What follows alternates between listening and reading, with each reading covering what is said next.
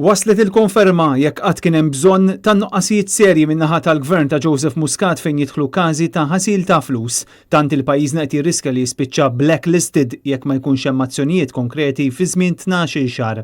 Dan ħareġ ċar mir-rapport finali tal-Moneyval, ippubblikat mill-Kunsill tal-Ewropa wara xhur ta' antiċipazzjoni. Rapport li fi kliem il-kap tal-Partit Nazzjonalista id-daqqa qed juri kif bl-imġieba tal-mistħija tiegħu il-Gvern qed ipoġġi l-impjiegi tal-eluf ta' ħaddiema tas-settur tas-servizzi finanzjarji f'riskju.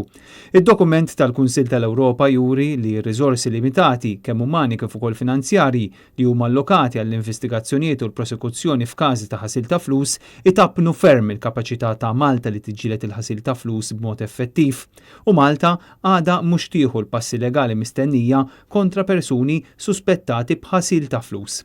Dwar dan kollu, id-Deputat Prim Ministru Chris Fearn esprima il-pjaċir tiegħu illi bħala Gvern qed jaraw ir-rakkomandazzjonijiet. Nieħdu pjaċir li meta jkun hemm istituzzjonijiet internazzjonali li nistgħu nikkollabraw magħhom anke biex nilħu dawn l-għanijiet tagħna, nkunu nistgħu nagħmlu dan.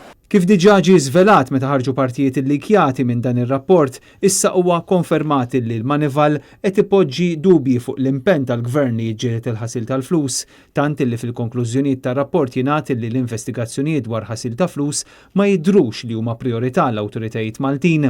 Barra minn hekk il-Moneyval f'dan id-dokument dettaljat ta' 200 paġna jinnota li l-Pulizija f'każi rari tmexxi fuq rapporti maħruġa mill-FIAJ.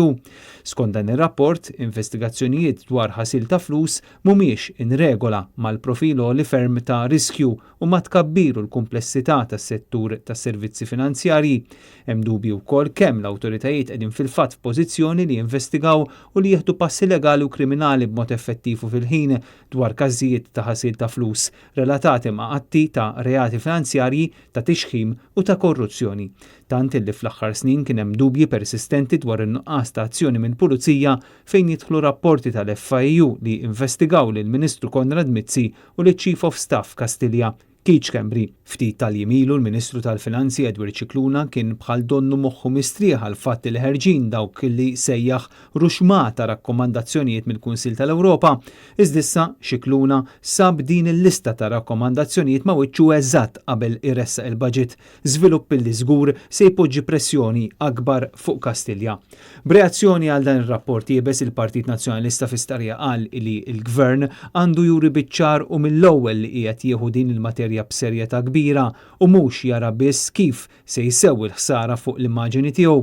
L-istqarrija tad-deputati Mario De Marco u Cristi De Bono titkellem fuq il-ħtieġa li tiġi aċċertata l-indipendenza tal-istituzzjonijiet u persuni ta' poter fil-Gvern involuti f'allegazzjonijiet ta' ħasil ta' flus għandhom jirriżenjaw minn kull kariga pubblika. Intant ix-xahar li għadda kien hemm konferma ta' kemm il-Gvern se jellura fil-ġlieda kontra l-ħasil tal-flus, dan meta kienet ippubblikata l-edizzjoni tal-2019 ta' dak magħruf bħala il-Basel Anti-Money Laundering Index. Minn dan l-indiċi, kontrarju għal propaganda li ħirġa minn Kastilja, jirriżulta l-Gvern Malti marlura mit-12-13 il-post bejn l-2018 u l-2019. Iżda aktar indikattiv huwa l-fatt li fil-waqt il-Gvern Nazzjonalista ħallel il-Malta fis-7 post f'dan l-indiċi, din is-sena Malta tinsab fi 13 il-post.